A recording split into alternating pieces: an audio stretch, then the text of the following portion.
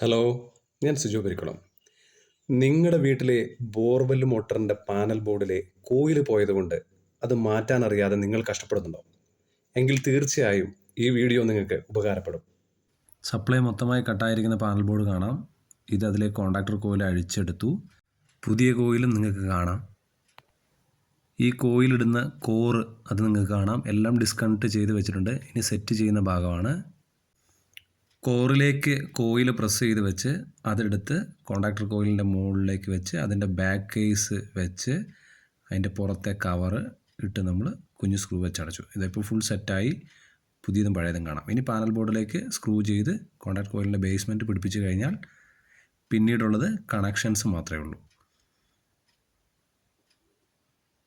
ബാക്കിയുള്ള കണക്ഷൻ കൂടെ ചെയ്ത് കഴിഞ്ഞാൽ കോണ്ടാക്ടർ കോയിലിൻ്റെ സപ്ലൈ കൂടെ കൊടുത്താൽ എല്ലാം ഓക്കെ ആയി.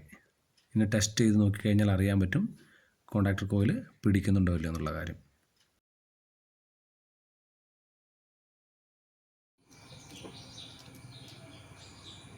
കോണ്ടാക്ടർ കോയിൽ റിലീസ് ആകുമ്പോഴുള്ള ശബ്ദമാണ് കേട്ടത്. പാനൽ ബോർഡിൻ്റെ MCB ഓണാക്കി സ്റ്റാർട്ട് സ്വിച്ച് പ്രസ് ചെയ്തപ്പോൾ വീണ്ടും കോണ്ടാക്ടർ പിടിച്ചു. ആംബിയർ എടുക്കുന്നുണ്ട്.